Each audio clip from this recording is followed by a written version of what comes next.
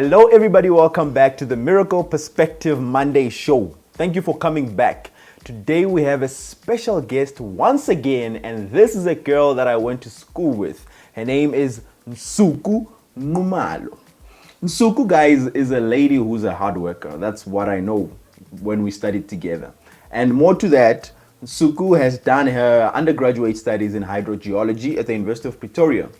And from there, she went on to work in the mining industry as, I don't know, but she was part of the environmental management team. I'm right, Nsuku, ne? So she was in environmental management, and she's currently doing a master's in the UK, United Kingdom. She's doing a master's in water science and policy and decision making. Like, she's doing big stuff. She'll explain herself later. But most importantly, she's a poet. Her work is amazing. Please go check her out on YouTube. She's very good with words. She's powerful, man. She's just a powerful lady that I know, and I'm proud to know her. And she's also a blogger. She's gonna tell us more about that. But Nsuku, I just want to welcome you to the Miracle Perspective. How are you doing? Thank you for having me. I'm doing well. Also under lockdown this side, but all is well. And it's quite amazing that right now in South Africa is about we're shooting this at 8 o'clock past 8. What time is it there, and how is the sun like? I want you to just make a small show of how the weather is and how the sun is right there. Oh, wow. It is 3 minutes past 7. We're just an hour behind, but it's pretty bright. I'm sure you can see from the light that's streaming in that it looks like it's 3 o'clock in the afternoon. So yeah, it's Amazing stuff. Now people do believe that you are in the UK indeed, because I'm clearly in South Africa. It's late, guys. It's late. But otherwise, Suku, thank you for coming. Thank you for making time out of your busy schedule. I know you're preparing for examinations under the current circumstances of lockdown. We are all in lockdown. But I just want to get a feel of, okay, before we get into the feel of UK and how it is for you and all those things, please just tell us a little bit about you and your interest in what you are studying. What drove that interest, and why did you end up where you are right now? How did you end up where you are right now? okay. Wow. I'll have to cut a very long story short. But okay, so I'm currently doing my master's in water science, policy and management at the University of Oxford, here in the UK. I've always been interested in water, like as you already stated, that I did my undergrad, in hydrogeology at the University of Pretoria. So my interest, even though I was in geology, it was thrusted more towards water. And then I worked in mining, where I was in charge of environmental management. So that was water management, waste management, air quality. But I was still very certain that, water was my biggest interest. And so I've always been pushing to study abroad. It's been a journey to get here. Like, if things had gone my way, I would have been here in 2017 doing my master's in hydrogeology. But yeah, it was quite a struggle. It's not such a challenge to get into the universities, but it was a challenge to secure the funding to come this side. And so, yeah, each time I tried, there was that challenge of funding. But then in that process, my understanding and my passion for water grew beyond hydrogeology to more a policy focus and a management focus. And that's when I found this course at Oxford. And yeah, I think really God's timing is perfect, because that's when the funding aligned with the acceptance at Oxford. And so I am here finishing my 1-year master's degree. Amazing. And I mean, I'm proud of you for being there and achieving. I know the standards are quite high, and the requirements for entering at Oxford. I mean, we're talking about Oxford University here. I mean, hey, you're quite a brainy person. Okay. Yeah, there's a whole process, I guess, of applying, and it goes beyond like things like your actual academic achievement. It's about why. It's about the why. Like, why do you want to study there, and what fascinates you about the university beyond its beyond like its reputation And that also feeds into the funding side of things. So you could be brainy and you get your acceptance into the university, but then the funding side of things is a lot about the kind of impact you want to have. And that's when people are willing to invest in your dream, because then you can justify your why. Wow. And I really do want to talk about the impact you want to make, but let's talk about that later towards the end of the video. Right now, I want to understand, like, what is the situation like there in the UK in the current circumstance of COVID and lockdown and everything? And I know you are a South African lady. You see what's happening in South Africa. So what comparisons can you make between the two countries? Like, what are you feeling? What are you experiencing? I don't, if you get what I'm trying to ask. Okay. I guess I can only really speak for Oxford because that's where I'm at. So the different parts of the UK, I imagine, have different vibes. But in essence, I think we can all agree that whether you're in South Africa or you're in the UK, things don't feel normal. Like, you know that something is not okay. Like we also had a lockdown run about the same time that South Africa got a lockdown. But ours was slightly more relaxed in the sense that we were allowed to do like one exercise per day. So with that, I mean, if you go for a walk, it was allowed. So we still had that freedom. And I mean, the UK is beautiful in spring, so it is such a blessing to be able to go out. But even with that, I think also because Oxford is like it's a student kind of environment. So a lot of students have left, a lot of students are staying indoors. So it's very quiet. You can feel the tension. I remember last week I went for just a grocery run. And when I came back, I was thinking, like the air is heavy. You can feel the tension that things are not okay. This is not the active, lively Oxford that we are used to, especially now that we just started the new term.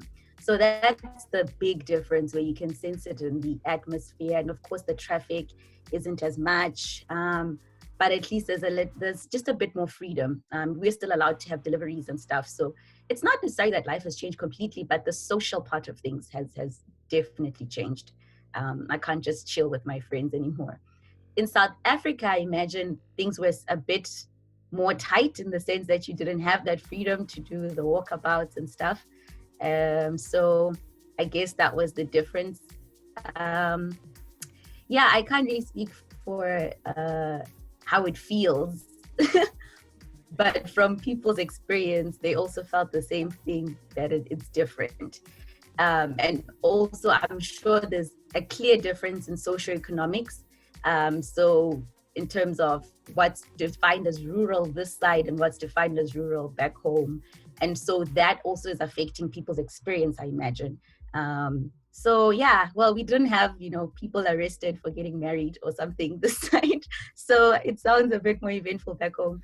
But otherwise we're motivated. People are really trying to create a lot of support structures. Like Zoom is my life. So people are constantly having Zoom sessions. I'm not sure if that's happening back home, but I know some people have said there's just this online activity. So that's really helpful as well, I think, on both fronts. I don't know if South Africa's launched the same thing that the NHS has had, where they even have mental health support for people. So I've actually volunteered to be one of those people who can call in and check on people who are in isolation, because sometimes in that isolation, besides the health risk, there's also that mental health strain. And so the NHS has that platform for people to be checked up on. And I think that was a beautiful initiative. So that's something I'm appreciating on this side. There's a huge focus on mental health. Is that on the university level, or is that it extends beyond the university? It is actually a government initiative, because the NHS is a national health scheme, I believe.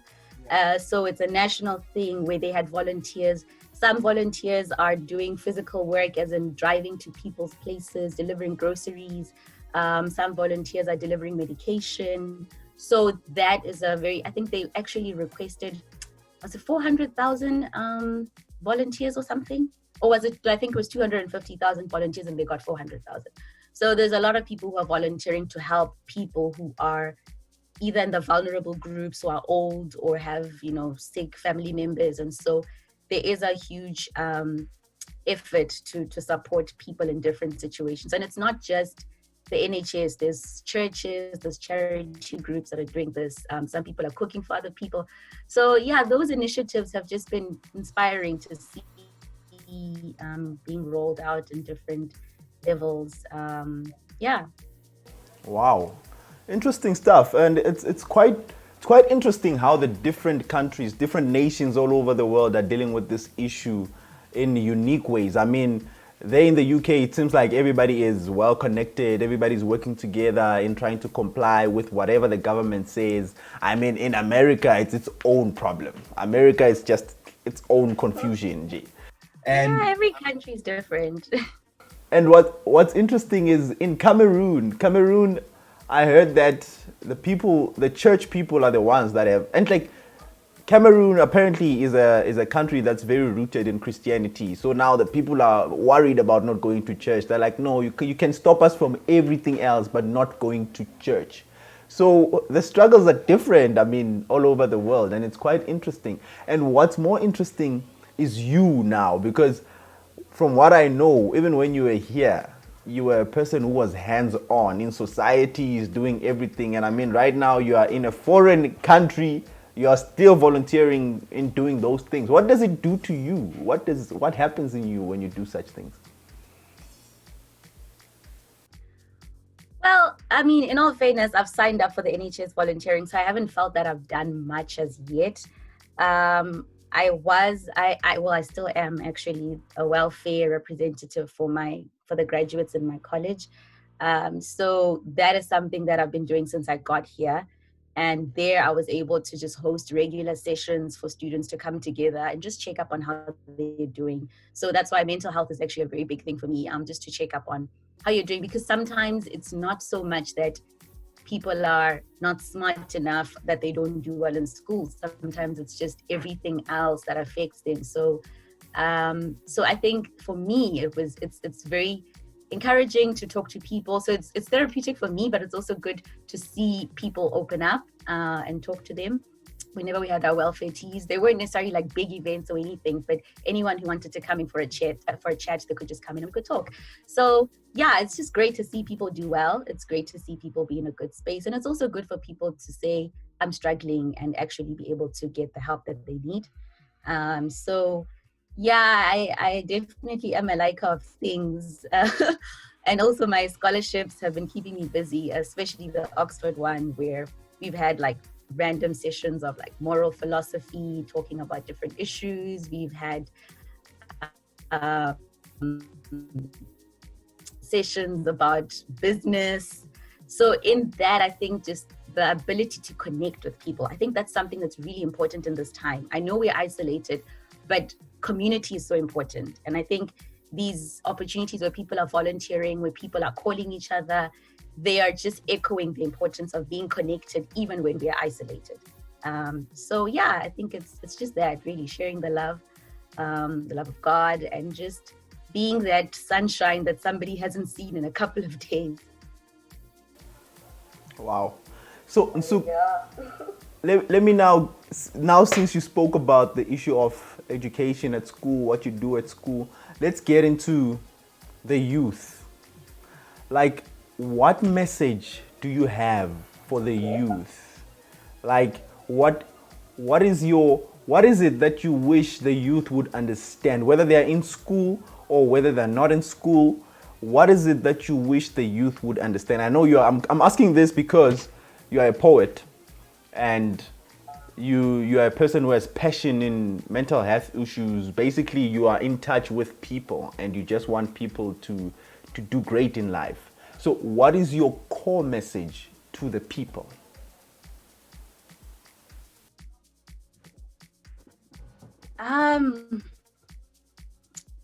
I think there are a lot of things one can say, but I think when I look at my journey, and it hasn't, of course, been that long, but I can say the importance of trying.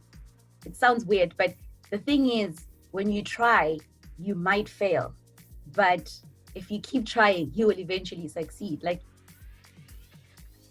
my whole concept, sometimes we are so afraid to even try. We're so afraid of failure that we just, we settle for less, or we dream small. You're just like, this I know I can achieve. But don't be afraid to dream big, and know that failure will come, or there will be adversity. But the presence of challenges doesn't mean the goal is not worth it. It doesn't mean that you will never reach the goal. Like, it took me 3 years to get to the UK.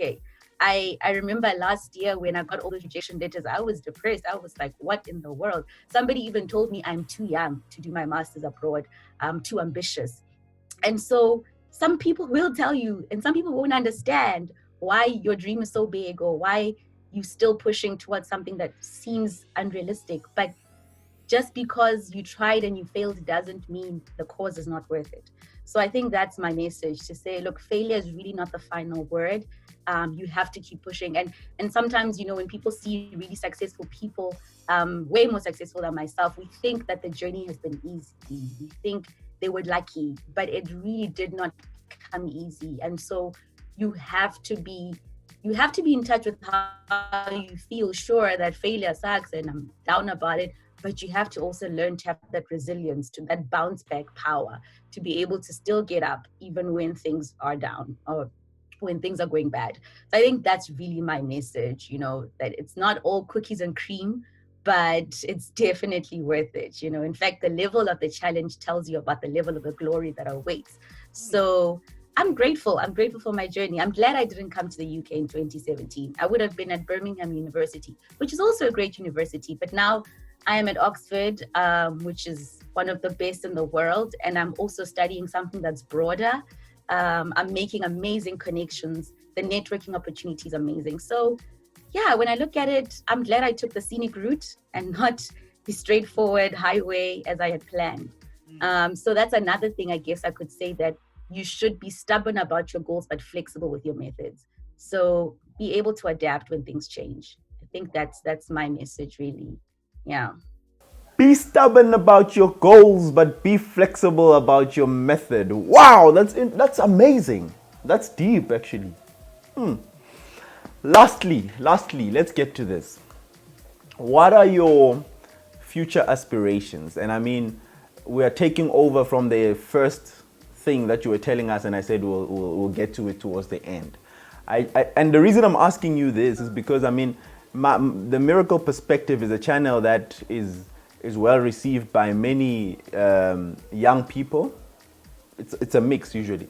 So, but for the young people who find inspiration, I mean, you have done great things. You have studied undergrad, you worked, and now you're doing MSc, and you're doing amazing stuff. You're a poet. What do you say to a young aspiring human being who wants to be like you? And more especially those who are at school right now, under the current circumstances, they're not going to school. They're supposed to study online. I mean, also the psychology is different there. There's a lot of things that are going through. So what is your message to those young people that find inspiration in what you just said, and just you generally?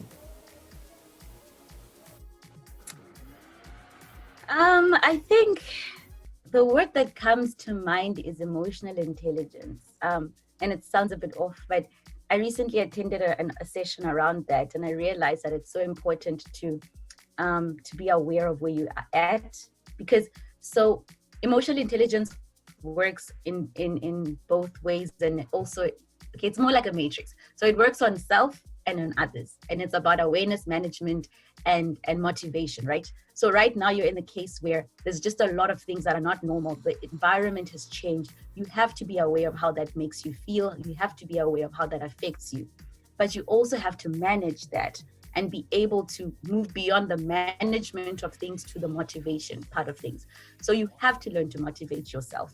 And I guess when you're a leader, it becomes even more important to not just operate on the self side, but also on the others. So you have to be able to be aware of other people's feelings, manage them, and then also be able to motivate them.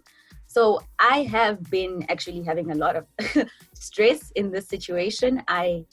Just to give a quick overview, I have had to postpone my wedding. I have had to change the direction of my dissertation because I had to travel to 3 different countries for my research. I had opportunities to travel to Europe. I couldn't do that. So COVID has messed up a lot of things, right? And now I'm stuck in my room. Sorry. And I have to prepare for exams in 2 weeks. And I got sick for like the past couple of weeks. So it is, a lot of people are like, let's do these challenges, let's do what. We're all in different spaces. And so it's important to be aware of how you are, how you're doing, and what you have the capacity to do, you know? Don't feel bad just because everyone is like reading 5 books and you are like struggling to get through one. So you have to redeem the time in a way that's specific to you. That's one thing. We all have to redeem the time, but it may not all look the same, right? But then you have to find what works for you. I'll just give an example with me. There was a time when, after losing a lot of study time, having to adjust to the admin of Snap, there's no wedding happening, and all of that, I was really feeling down. And so I wrote a letter to myself. And I said, you know, dear Nsuku, I know things are tough, but you can do this. We are going to finish what we started. Like, I was basically speaking to myself because, I mean, people do encourage you, and I'm very grateful for my community. Like, my friends and my family have been my pillars of strength in this time. But I also had to get to a point where I have to be my biggest cheerleader, because sometimes it's not enough for everybody to believe in yourself if you don't believe in yourself. So I had to write that letter, to be frank with myself. I'm like, listen, girl, we're about to take a nap. When we wake up, this is what's going to happen. You know, we're going to stick to a routine. We're going to exercise, even when it's hard. So that's the thing. Just because you don't feel like it doesn't mean you shouldn't do it, you know, like, honestly, because feelings can sometimes be a bit of a, I don't know, they can be misleading, you know? Like, I have this saying where I say, I don't always wait to get in the zone. I just start and the zone will catch up. So I think that's another thing where, if you have a plan, draft a plan for you to study, like if you're a student, and be realistic about it. That's why I keep saying, echoing the point of, you know where you're at. So be aware of, okay, I'm at home. I might not be able to get a full day of studying because mom wants me to wash the dishes. I have to help with the child, my sister's child or something. But I can at least put in 2 hours in the morning and 3 hours in the evening or something like that. Make that plan. And then the idea is to stick to it. So by that, you are helping yourself, because if you wake up and you have no plan, it's easy for you to get swayed by feelings, by Netflix, by family. But if you don't have a plan, you're really, I mean, the age-old saying of, if you fail to plan, you're preparing to fail, is important. So I will sympathize with students. It's hard to study right now. It really is. But it doesn't mean you shouldn't. Like, you have to finish what you started. I did not come all the way to the UK to leave home empty. I mean, to go back empty-handed. Like, that's not the plan. So I will keep pushing. So that's the thing. Like I said, you know, just because it's rough, like, you have to keep going. And some days are better than others. Some days you'll stick to your plan, some days you won't. But try your best to do so. But I think the importance of the letter for me was, it was almost like a resolution, you know? I'm like, from this moment onwards, this is how we're going to operate. I was sort of calling myself to order, because I was like binging Netflix and just chilling. And I'm like, this is not what we came here for. Something that I usually say, and that is, the decisions or the resolutions that you make should not be barren. They should be pregnant with the ability for you or for them to give birth to the decision to stick to it. What this means is that if on Monday I make a decision that I will drink 2 liters of water every day of the week, that must not just be something I'm just putting out there. And that's the case sometimes with our New Year's resolutions. You just put it in the air and you hope it'll achieve itself. But it needs to be pregnant, so that on Tuesday, when I wake up and I'm just thinking cool drink or water, that resolution can give birth to a decision to choose water over the cool drink in that moment. And so it's something that you need to be constantly reinforcing. You have to make sure that your decision to study or your resolution to finish what you started is that strong. And you have to find ways to motivate yourself. Sometimes it's, okay, if I finish this chapter, then I can, you know, be on WhatsApp. If I finish this, then you'll sort of reinforcing it in your brain as well. because you're releasing, the feeling of pleasure that comes with getting a reward. So do that, like whatever works for you. I mean, some people have different ways of motivating themselves. Some people go really strict, like I will only watch Netflix or whatever over the weekend. But for some of us, it's like we'll keep it for the end of the day. But I guess the idea is whatever keeps you going, keep going. If you can't run, then walk. If you can't walk, then crawl, right? We've heard that being said. And I think that is really important in this season. Find what works for you, but don't be lazy. Please don't, like, don't give up. You've come too far. I will need to understand most of what you said when I watch this again, because you've just thrown a lot of bombs. Like, I need to watch this twice to just get everything that you said, but it's exactly what I wanted you to do. That's why I didn't want to limit you. I never stopped you when you were going on. Like, it's moving in the direction that I wanted this to move in. I didn't want to limit you. I know that you are power packed and you have a lot.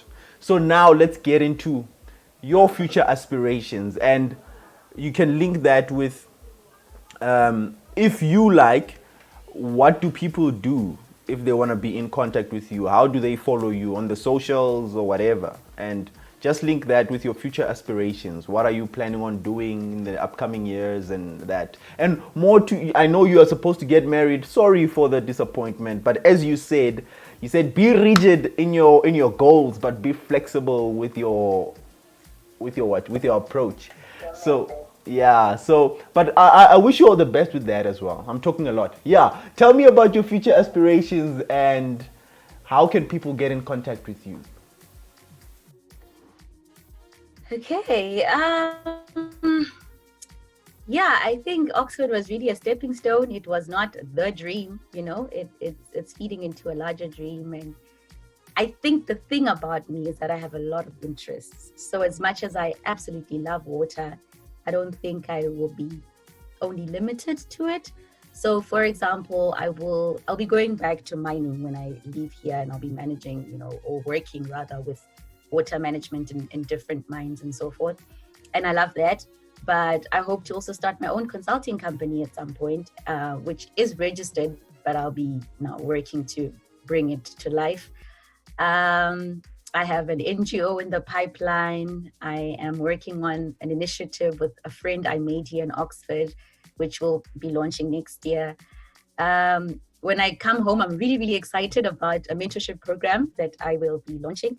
So I'm really passionate about mentorship. So I look forward to engaging with younger people and seeing how we can encourage them to become the best versions of themselves. It's not about becoming a mini Nsuku, it's about becoming the best you. So I'm looking forward to that. Other than that, there's also a lot of other business opportunities and business ideas I have, but I'm phasing it out. I've got short-term goals and long-term goals, and so some of them will only, materialize later. So I think the dream isn't this one glorious dream of, becoming the CEO of something. It's about making a difference wherever I am. It's about following my passions. And I think the biggest theme or the golden thread behind it all for me, it's about inspiring and empowering people, but also to show what God can do. Like, I cannot take credit for in fact, I can't take credit for the success I have, because I've seen the grace of God. I've seen God fight for me in places where I could not have, stepped into that boardroom to get that decision made. So yeah, it's just to show forth the glory of God and to continue to be excellent in everything that I do. So yeah, these are just a little nuggets of these are just some nuggets of the plans I have. There's a book in the pipeline. So yeah, there's a couple of things which we will be pushing. So I can't wait to come home, because right now the masters is like taking over my entire life. But yeah, in terms of how people can get in touch with me, I guess Facebook is probably the best way. So yeah, you can find me on Facebook, Nsuku Nxumalo. Otherwise, on YouTube, you can find my videos and maybe comment. But I also have a blog called ninjabygrace.com. So you can just go on ninjabygrace.com, see some of my blogs, and reach out on the blog as well. I'm not that active on Twitter. Like I just read, but I'm not so much on posting and connecting with people. I'll get there sometime. But yeah, for now, I think those are the three channels: Facebook, YouTube. YouTube, I'm with my name, Nsuku Nxumalo, and then the blog is ninjabygrace.com. Amazing stuff. And from me to anyone who might be interested in being part of the mentorship program that you're proposing, I fully endorse it and I encourage everyone. Like if you are really in need, I don't know much about the objectives of the mentorship program, but it's good, it's great. I know Nsuku and I trust her. So I know it's gonna be amazing. And I wish you all the best with all the things that you have said and that you call little nuggets. I know all about being modest. It's not gonna take you far, but it's fine. Modesty is not great, but amazing what you have in mind. And I wish you all the best. Thank you for being part of the show. And I really, okay, let me just say, I will have you back again because I know you have a lot. You are rich. You talked about emotional intelligence. You talked about short-term planning, long-term planning. Like you have a lot, man. You have a lot. So I really will make use of you even in future videos and stuff like that because I know that you are power-packed. And honestly speaking, I appreciate your time. Thank you for being part of this. I really appreciate it. No, thank you for having me and keep up the great work. Yeah, thank you.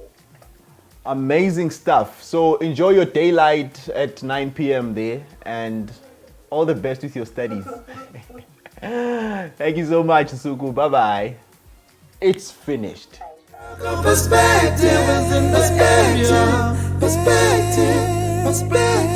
It's finished.